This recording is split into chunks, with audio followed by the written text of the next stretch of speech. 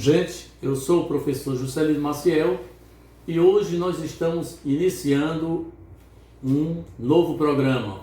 Um programa nosso que tem como título Verdade Absoluta, com o professor Juscelino Maciel. Então, o Verdade Absoluta estaremos gravando todos os sábados e estará em nosso canal no YouTube. Compartilhe com seus amigos, dê um like, um joinha se você gostar do programa. Peço a vocês encarecidamente que compartilhem com os seus amigos. Verdade absoluta. Jesus disse: conhecereis a verdade e a verdade vos libertará. A verdade absoluta, não qualquer verdade, mas a verdade absoluta. Então estamos iniciando agora o nosso Verdade Absoluta e estamos aqui felizes em poder responder algumas questões e algumas dúvidas que diz respeito a muitos assuntos relacionados com a Palavra de Deus e daqui para frente também com alguns assuntos a nível secular. E eu gostaria que a nossa irmã Patrícia ela fizesse a pergunta que está proposta a ser baseado o assunto de hoje do Verdade Absoluta.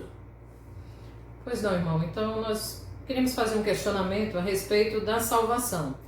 Porque segundo alguns segmentos doutrinários, a salvação é um dom gratuito. Mas aí vem a pergunta, isso é uma predestinação ou é uma perseverança, irmão?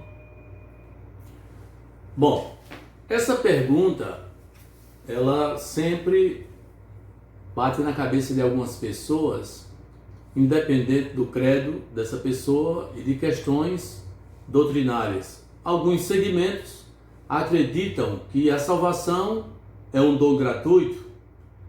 Outros creem que a salvação é porque o indivíduo mereceu através dos seus sacrifícios e dos seus atos ou da sua perseverança.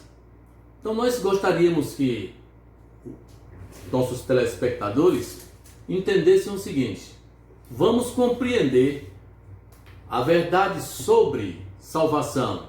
Salvação eterna. Não qualquer salvação, mas a verdadeira salvação que é eterna. Gostaríamos que a nossa irmã ela lesse aí em Romanos 8, 27 a 30, e aí nós vamos trocar miúdos o assunto. Diz assim a palavra: e aquele que examina os corações sabe qual é a intenção do Espírito, e é ele que, segundo Deus, intercede pelos santos. E sabemos que todas as coisas contribuem juntamente para o bem daqueles que amam a Deus, daqueles que são chamados segundo o seu propósito. Porque os que dantes conheceu, também os predestinou para serem conformes à imagem do seu filho, a fim de que ele seja o primogênito entre muitos irmãos. E aos que predestinou, a estes também chamou. E aos que chamou, a estes também justificou. E aos que justificou, a estes também glorificou. Bom, a salvação, que alguns queiram ou não queiram aceitar, mas ela é uma dádiva. É algo gratuito. Não foi porque você mereceu, ou porque você perseverou, ou porque você foi à igreja o ano inteiro, ou durante 30 ou 40 anos. Não é porque você orou, não é porque você jejuou, subiu ao monte. A salvação gratuita não é porque você devolveu o seu dízimo, deu a sua oferta, fez visita aos lares dos enfermos. Não é porque você é um crente fiel. Não. O infiel, a salvação, a palavra gratuita quer dizer uma dádiva de graça. Não é que você tenha escolhido a Ele, a Cristo, mas a palavra diz que Ele nos escolheu. Não é merecimento, não é nenhum desses adjetivos que acabamos de dizer, porque você foi bom ou porque você foi ruim. Simplesmente, na sua presciência, é aquilo que Deus sabe que vai acontecer daqui a milhares e milhões de anos. Ele já entendeu, conheceu a sua natureza e predeterminou que você seria um remido. Por quê? Como assim? Seria acepção de pessoas? Seria Deus um ser que faz acepção de pessoas? Ou escolhe alguns e rejeita outros? Não. Até porque o texto grego, nós gostamos muito de usar o grego, a palavra chapis, essa palavra do grego chapis, ela quer dizer amor imerecido. Não é porque você mereceu. A palavra chapis quer dizer imerecimento. Você não merecia nada porque você é um pecador, desgraçado, miserável, pobre, cego e nu, assim como eu e assim como nós, mas ele, pelo seu grande amor com o qual nos amou, nos escolheu.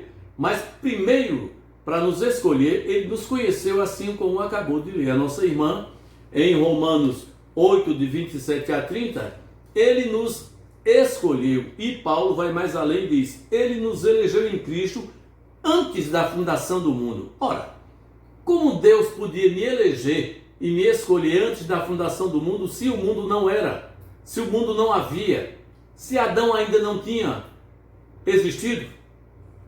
Como ele pôde me escolher? Como ele pôde fazer isso? Porque ele conheceu a sua natureza. Porque você é um ser tricotômico, você tem um espírito, tem uma alma e tem um corpo. Ele conheceu a natureza do seu espírito, a natureza da sua alma e a natureza da sua carne. Mas uma coisa fez a diferença: o seu homem interior, o seu espírito. Ele conheceu a natureza do seu espírito, que fez a grande diferença, e por conhecer você e a sua natureza e o seu caráter, ele te escolheu. Assim como ele escolheu a Pedro, não escolheu a João, não escolheu a Manuel. Por quê? Porque ele já conhecia a natureza do indivíduo antes que o indivíduo viesse pré-existir. Ele já sabia que o indivíduo rejeitaria o dom gratuito da salvação. Assim como aconteceu com Nicodemos. Nicodemos era um homem conhecedor da palavra. Ele conhecia bem a lei de Deus através dos escritos de Moisés. Mas ele não compreendeu o dom gratuito da salvação. Salvação gratuita. Por que ele não compreendeu? Porque não estava na sua natureza, no seu homem interior, no seu espírito, compreender a facilidade, a grandiosidade daquela gratuidade que Deus, através de Cristo Jesus, deu. Então, ele rejeitou a Nicodemos, ao passo que aceitou aquele cidadão que era ladrão, salteador, estuprador, assassino, indigno de viver no meio da sociedade, foi um malfeitor. Eu costumo dizer, só se levava à cruz pessoas que eram indignas de viver no meio da sociedade, daquelas pessoas que não poderiam conviver com o marginal, que era irrecuperável. Mas aquele cidadão irrecuperável, que foi sentenciado à pena capital, no momento exato ele disse: lembre-se de mim quando o Senhor for ao seu reino. Ele entendeu. Aí eu pergunto, quem disse a ele que Jesus tinha um reino? Aquele cidadão não frequentava a igreja, aquele cidadão não devolvia dízimo, não dava oferta, não tinha nada de bondade em si, nenhum ato de misericórdia, ao contrário. Tudo que não prestava estava naquele indivíduo, mas ele entendeu, porque dentro de si já havia um caráter diferente no seu espírito. E eu costumo dizer, aí a grande diferença, o homem interior da matéria pecaminosa.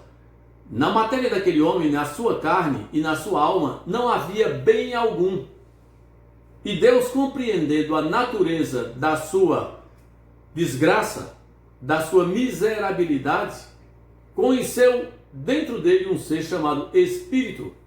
Eu não me refiro ao Espírito Santo, me refiro ao homem interior que é o nosso espírito. Os seres humanos possuem um espírito. Deus conheceu a natureza do espírito daquele cidadão que nunca compartilhou com os seus atos de ruindade, de negridão e de trevas. No momento exato, ele compreendeu o dom gratuito da salvação na pessoa bendita de Jesus e fez a grande diferença, da qual não foi feito com Nicodemos, sendo um homem conhecedor de todas as coisas boas que a palavra anunciava. Nicodemos era um homem doutor da lei, um homem altamente caridoso, misericordioso, um fariseu, um homem cheio de coisas boas. Mas o seu espírito não entendeu o dom gratuito da salvação e por isso se perdeu. A salvação não é simplesmente uma predestinação, mas é a natureza de cada uma que já nasce com esse propósito. Eu gostaria que a irmã Patrícia lesse aí Efésios 1, de 3 a 14. Bendito Deus e Pai de nosso Senhor Jesus Cristo, o qual nos abençoou com todas as bênçãos espirituais nos lugares celestiais em Cristo, como também nos elegeu nele antes da fundação do mundo, para que fôssemos santos e irrepreensíveis diante dele em amor, e nos predestinou para filhos de adoção por Jesus Cristo, para si mesmo, segundo o beneplácito da sua vontade, para louvor e glória da sua graça, pela qual nos fez agradáveis a si no amado, em quem temos a redenção pelo seu sangue, a remissão das ofensas, segundo as riquezas da sua graça, que ele fez abundar para conosco em toda sabedoria e prudência, descobrindo-nos o mistério da sua vontade, segundo o seu beneplácito, que propusera em si mesmo, de tornar a congregar em Cristo todas as coisas, na dispensação da plenitude dos tempos, tanto as que estão nos céus como as que estão na terra. Nele, digo, em quem também fomos feitos herança, havendo sido predestinados conforme o propósito daquele que faz todas as coisas, segundo o conselho da sua vontade, com o fim de sermos para louvor da sua glória, nós os que primeiro esperamos em Cristo, em quem também vós estáis, depois que ouvistes a palavra da verdade, o evangelho da vossa salvação, e tendo nele também crido, fostes selados com o Espírito Santo da promessa, o qual é o penhor da nossa herança, para a redenção da possessão adquirida, para o louvor da sua glória.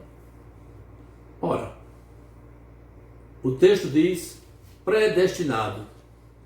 Lá em Romanos, que a nossa irmã leu, o primeiro, o texto bíblico de Romanos 8, 27 ao 30, ele diz que ele nos conheceu. Depois de ter conhecido, ele nos elegeu, nos predestinou e nos selou. Aí, batendo agora, isso é esse confronto desses dois textos que o próprio Paulo escreve, Romanos e Efésios, ele fala em predestinação, ele também nos predestinou. O que seria a predestinação? Não aquela predestinação que se fala aí que o indivíduo nasce e qualquer coisa que acontecer ele já está salvo. Eu não creio nessa predestinação. Eu creio que Deus primeiro nos conheceu, depois dele nos conhecer, ele nos escolheu, ele conheceu primeiro, depois de conhecer, ele fez essa escolha, ele conheceu a natureza de cada um. A predestinação, da qual nós ensinamos e doutrinamos, é um decreto. Você sabe o que é decreto? É aquilo que alguma autoridade decreta. Não um merecimento. Você pode ser um funcionário público que o prefeito ou o governador baixou um decreto, publicou no Diário Oficial do Estado, ou da União, ou do município, e fez você um funcionário porque ele lhe escolheu, não é porque você mereceu. Ele decretou. Então, essa gratuidade, essa salvação gratuita é um decreto. Não é um merecimento porque você mereceu. Simplesmente alguém quis fazer isso por você, porque viu em você alguma coisa especial. Então, ele nos elegeu, segundo Efésios, antes da fundação do mundo. E esse decreto, ele é irrevogável. Porque a palavra diz que Deus não é homem para que minta, nem um filho do homem para que se arrependa. Esse decreto é irrevogável. Você não pode ser salvo hoje e amanhã ser perdido. Porque Deus não pode se arrepender daquilo que ele faz. Ele não é o homem para se arrepender, nem tampouco o filho do homem para mentir. Eu gosto de lembrar sempre uma coisa interessante aqui. Observe que o diabo, antes de ser diabo, antes de ser Satanás, ele era um anjo de luz. Era um querubim, era um arcanjo poderoso. E depois da sua desobediência, depois que ele caiu, transgrediu e quis se achar o dono da verdade, ele teve uma separação dele e de Deus, do Todo-Poderoso. Porém, os seus atributos não foram negados nem tirados. Ele permanece com tudo que Deus deu. Só que houve uma separação. Esses dois seres foram separados um do outro, porque havia uma união entre os dois. Mas levamos em consideração o fato: Deus não tirou o poder, nem todas as dádivas dado a ele, porque Deus não pode se arrepender do que faz. Deus pode se entristecer, mas se arrepender nunca. Então nós vamos aqui continuar, pedir para a nossa irmã ler Romanos 9, de 6 a 33, e vamos continuar respondendo a esta pergunta sobre a salvação eterna. Romanos 9, de 6. Não que a palavra de Deus haja faltado, porque nem todos os que são de Israel são israelitas, nem por serem descendência de Abraão são todos filhos, mas em Isaque será chamada a tua descendência. Isto é, não são os filhos da carne que são filhos de Deus, mas os filhos da promessa são contados como descendência. Porque a palavra da promessa é esta: por este tempo virei, e Sara terá um filho. E não somente esta, mas também Rebeca, quando concebeu de Isaque, nosso pai.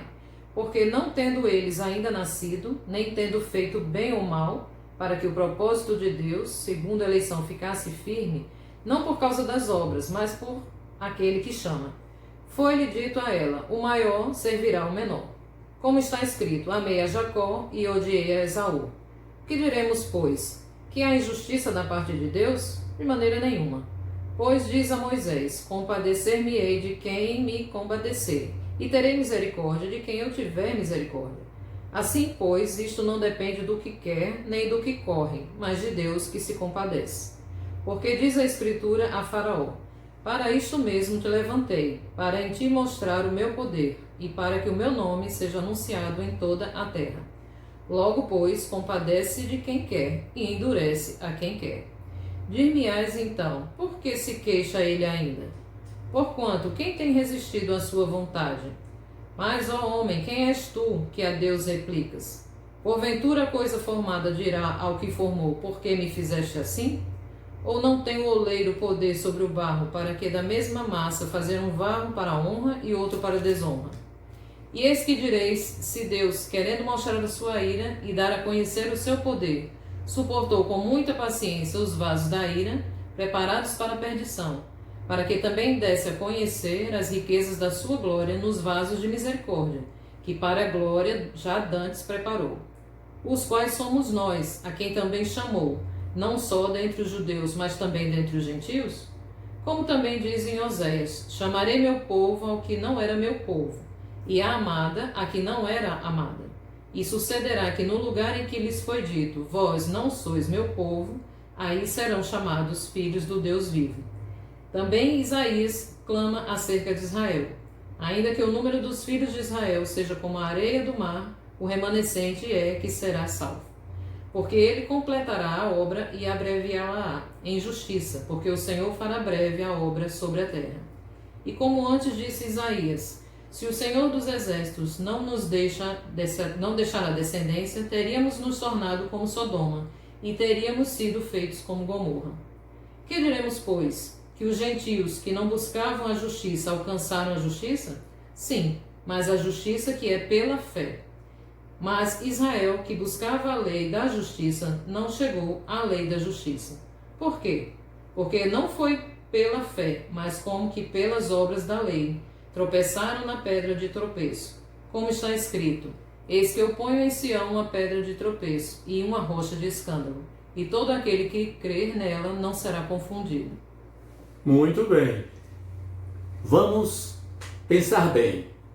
Imaginou o texto de Isaías se referindo a Jacó e Esaú. Não dependeu das obras. Por quê? Porque Esaú, sendo o primogênito, o mais velho, tinha a primazia. Havia uma lei que regalava o primogênito, era o superior da casa.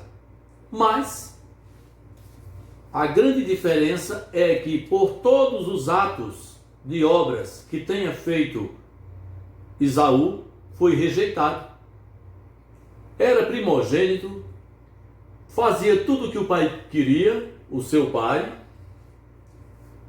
Tudo o que o pai pedia, ele realizava. Era um filho obediente.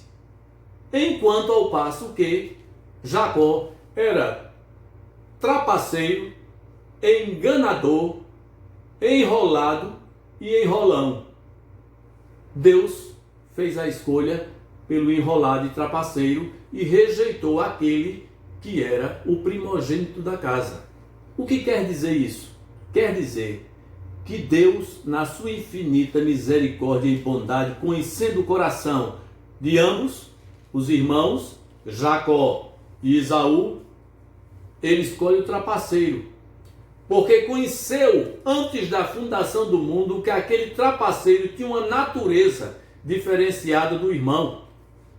Os atos de Esaú, que pareciam ser perfeitos, eram carnais, enquanto o de Jacó, que parecia ser carnal, eram espirituais. Era um homem dado a se compadecer. Era um homem que tinha sensibilidade no seu espírito. E Deus entendeu isso antes que eles pudessem ser gerados. Por isso que a palavra diz que o mais velho vai servir o mais novo. Ao contrário, era para o mais novo servir ao mais velho. Mas o texto aí mudou. Mudou a situação. O texto que acabamos de ouvir diz o seguinte: não depende de quem quer, nem de quem corre. Ora, se nós fôssemos perguntar a qualquer pessoa: você gostaria de ter vida eterna, salvação? Quem é que não gostaria de ter? Mas a palavra acabou de dizer aí e de confirmar: não depende de quem quer, nem de quem corre atrás, mas de quem o Todo-Poderoso usar de misericórdia. Essa misericórdia não está fundamentada num conceito banal, ou seja, numa acepção de pessoas, mas ele teve misericórdia do troncho, assim como teve daquele ladrão que estava ao lado do Senhor Jesus, porque havia sensibilidade na natureza daquele homem, mesmo sendo um transgressor. Transgressor, digo eu, na carne.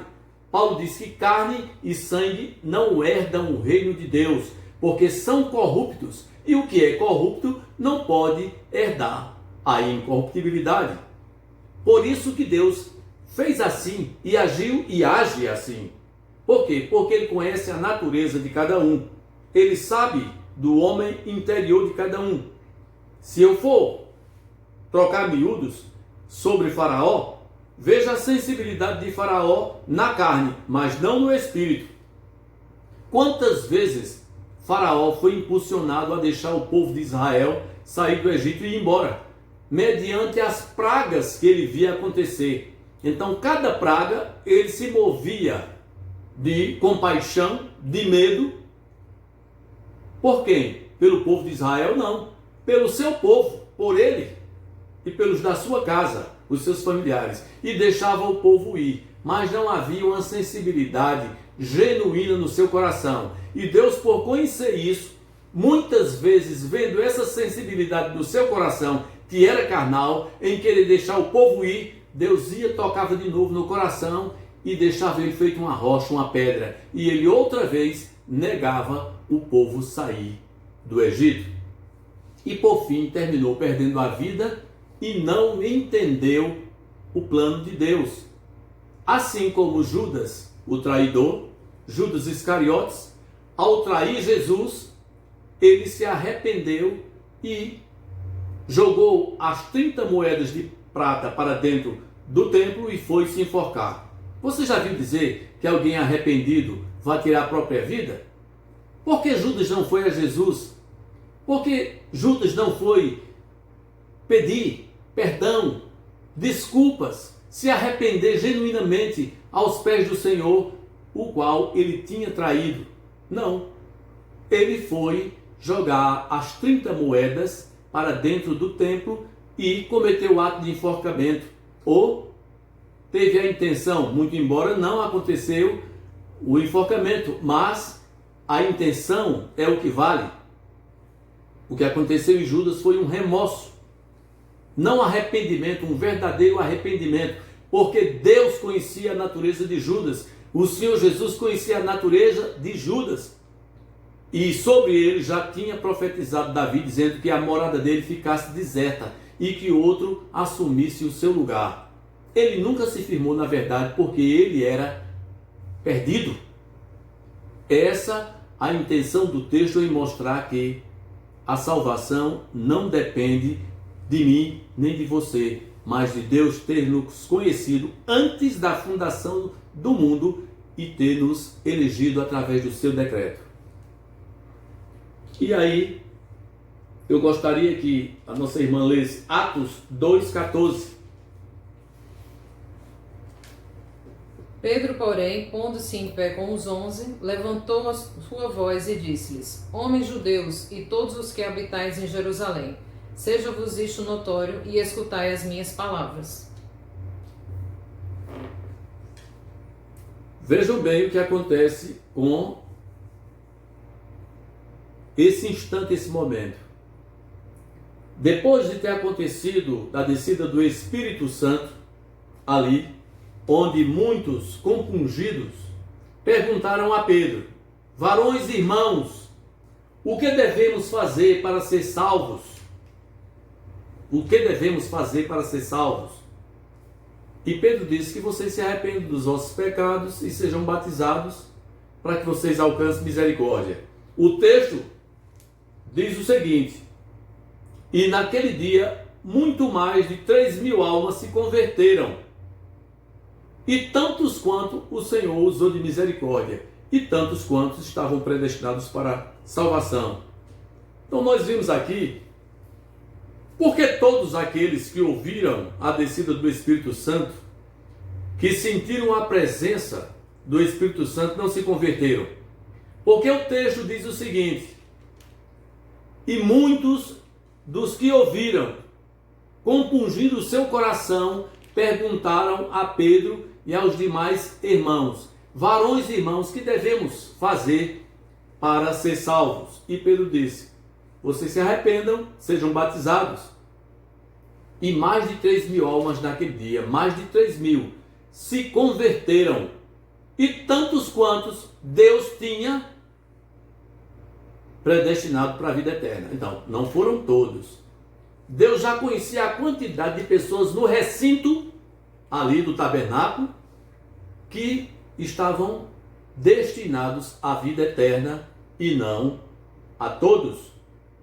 Voltando, não depende de quem quer, nem de quem corre atrás, mas de quem Deus usar de misericórdia. Deus não faz acepção de pessoas. Ele lhe conheceu antes da fundação do mundo, ele conheceu a sua natureza e já determinou que vocês seriam remidos, porque ele sabia que mais cedo ou mais tarde você entenderia o plano salvífico de Cristo Jesus.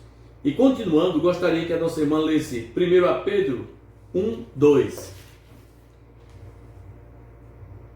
1 Pedro 1:2. Eleitos, segundo a presciência de Deus Pai, em santificação do Espírito, para a obediência e aspersão do sangue de Jesus Cristo.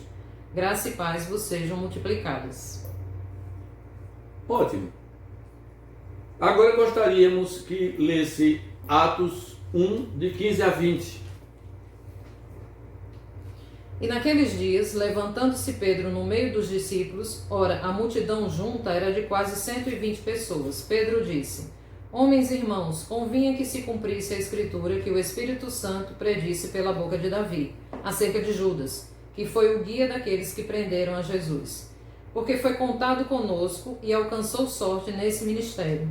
Ora, este adquiriu um campo com o galardão da iniquidade, e precipitando-se, rebentou pelo meio, e todas as suas entranhas se derramaram. E foi notório a todos os que habitam em Jerusalém, de maneira que na sua própria língua esse campo se chama Aceldama, isto é, campo de sangue. Porque no livro dos Salmos está escrito: fique deserta a sua habitação, e não haja nele quem habite. Tome outro o seu bispado. Vimos aqui, irmãos, vamos concluir o nosso estudo de hoje, a nossa palavra, com esses dois textos. Já estava sendo profetizado pelo rei Davi sobre Judas. Outro tomasse o seu lugar. Ele já era perdido, mesmo fazendo parte do ministério de Jesus, e se perdeu. Eu vos pergunto, Judas entrou no ministério de Jesus porque ele quis ou porque foi escolha dele? Não, o próprio Jesus o escolheu, mas o escolheu porque já estava predeterminado que ele seria o traidor. Tinha que haver um traidor, e ele era o traidor, porque já estava designado antes que o mundo viesse a ser mundo. Judas era o traidor, porque Deus, assim como conhece a natureza minha, sua e de todos nós, também conheceu a natureza de Judas. Assim como ele conheceu a natureza de Nicodemos, sendo um doutor da lei, um homem conhecedor das Escrituras, da aliança de Deus, da lei de Moisés, não entendeu, mas o ladrão entendeu. Jacó, o trapaceiro, entendeu, mas Judas não entendeu.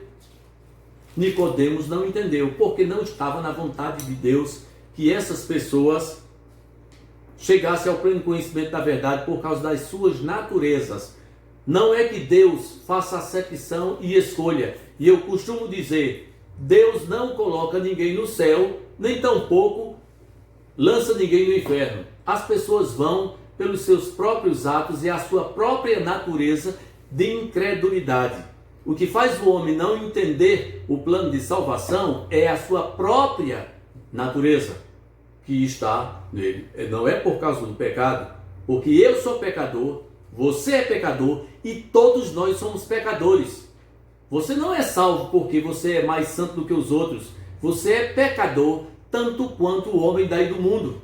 A única diferença é porque você não tem desejo nem prazer no pecado, porque a natureza do Espírito de Jesus em você, que mora, que habita em você, fez você diferente. Mas em você habita o pecado, porque você só está liberto e se libertará do pecado quando morrer. Por isso que o texto diz: o salário do pecado é a morte. Quando é que eu deixo de pecar? Quando morrer. O pecado é extinguido pela morte. Todos nós somos pecadores e continuamos sendo pecadores. Não adianta se você é protestante, se é evangélico, se é espírita, se é católico. Você é pecador. A única diferença é porque você um dia, lá no passado, Deus te conheceu a tua natureza e você fez uma opção, você entendeu o plano de salvação, o plano gratuito de Deus na sua vida e você fez uma opção, mas continua sendo pecador. Paulo diz: aquilo que eu quero fazer de bom eu não faço, mas o que detesto, faço. Se faço o que detesto, já não sou eu que faz, mas o pecado que habita em mim. Então, nós somos pecadores, mas remidos pelo sangue do Cordeiro.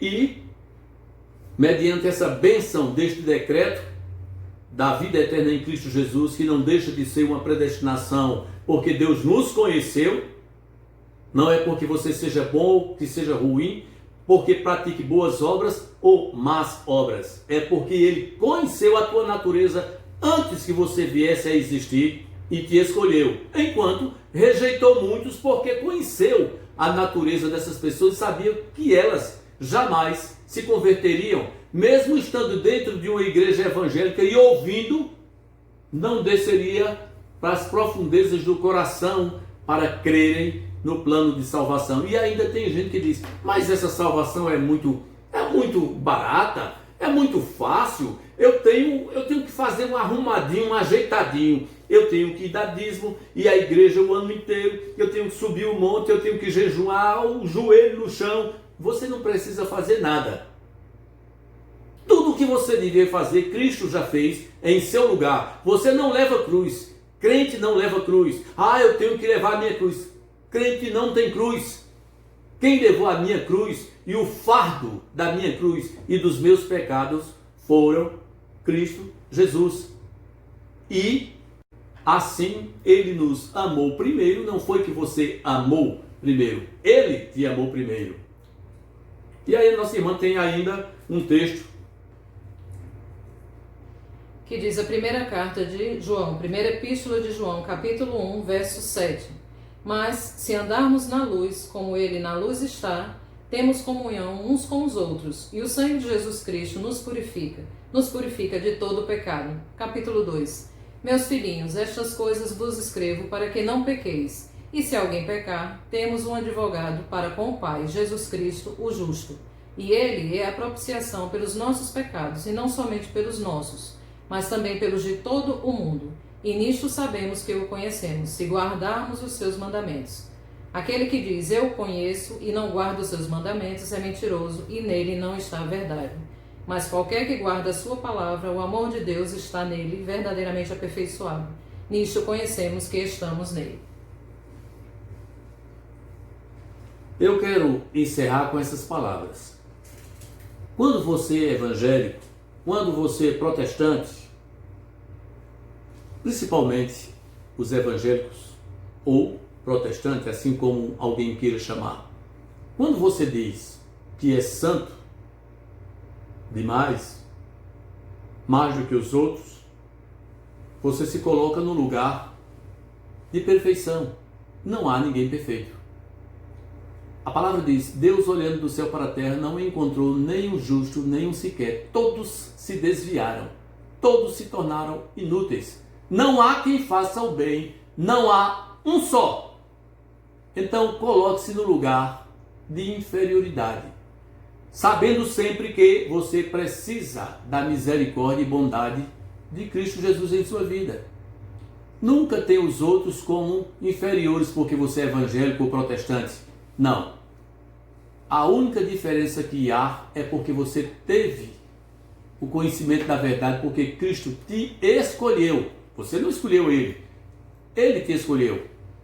Você não vai em busca de Jesus. Ele te buscou como uma ovelha perdida e te encontrou, cheio de defeito, e lhe fez perfeito nele. Porém, na carne você é imperfeito e continua imperfeito e pecador.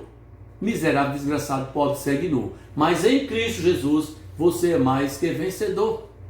Então, quando a gente se coloca como o rei da cocada preta, a rainha da cocada preta, achando-se melhor que os outros, achando que eu sou evangélico e o mundo que se dane, não é assim.